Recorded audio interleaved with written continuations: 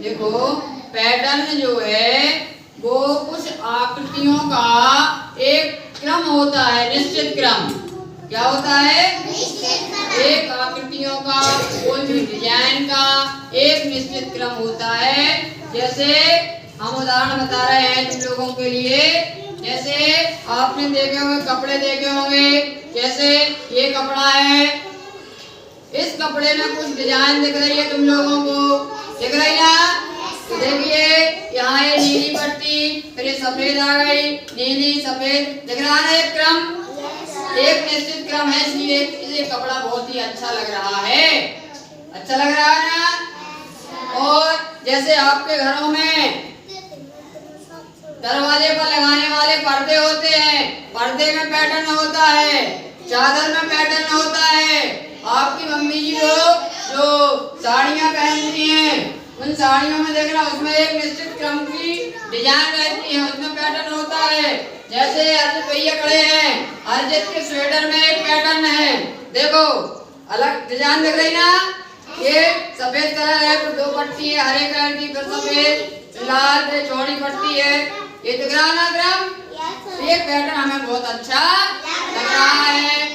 जैसे अनामिका के स्वेटर में देखो ये काली पट्टी, लाल काली लाल काली, एक क्रम है ना निश्चित? तो हमें पैटर्न पढ़ना इसलिए जरूरी है क्योंकि पैटर्न का हमारे जीवन में बहुत उपयोग है। हम अपने घरों में बाउंड्री वॉल देखते हैं, बाउंड्री में पैटर्न बनाते, ग्रिल बनाते हैं, छत पर ग्रिल में पैटर्न होता है। अच्छा पैटर्न रहता है तो ग्रिल अच्छी लगती है। अब जैसे हम एक पैटर्न यहाँ बना रहे हैं, देखो ये हमने क्या रख दिया भैया? बैग आ गया। बैग के बाद में हमने क्या रखी है?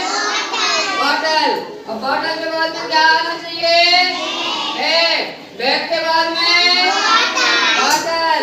और बॉटल के बाद में हम क्या रखें? बैग। बैग के बाद में हम क्या रखें? बॉटल। और बॉटल के बाद में क्या आना चाहिए?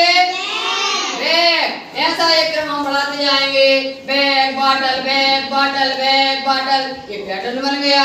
यदि तुमने ये डबल बॉटल रख दी ये पैटर्न गलत हो जाएगा, गलत हो जाएगा ना? अब और देखो जैसे यहाँ पर हमने कुछ आकृतियाँ रखी हुई हैं, देखो ये जैसे ये है चौकोर, इसको हम बोलते हैं वर्ग, वर्गाकार वस्तु है। कैसी है? वर्गाकार। ये हमने रखा वर्ग, देखो देख रहे हो तुम लोग? देखो ये वर्ग रखा, वर्ग के बाद में वृत्ताकार है वस्तु, वृत्ताकार वस्तु रखी। ये त्रिभुजाकार है, त्रिभुजाकार वस्तु रखी।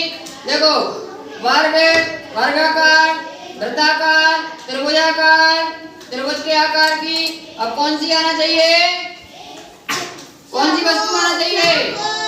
चौकोर। चौकोर के बाद में वृत्ताकार, वृत्ताकार के बाद में त्रिभुज के आकार की वस्तु। अब इसके बाद में क्या आना चाहिए? वर्ग आना चाहिए। ऐसे हम आगे बढ़ाते जाएंगे तो ये कहलाता है पैटर्न। क्या कहलाता है? इसी प्रकार से संख्याओं का भी पैटर्न होता है।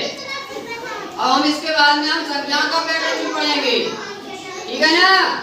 समझ में आया सबको? हम कुछ आकृतियां बनाएंगे बोर्ड पर, तो तुम लोग उस पैटर्न को आगे बढ़ाना, ठीक है?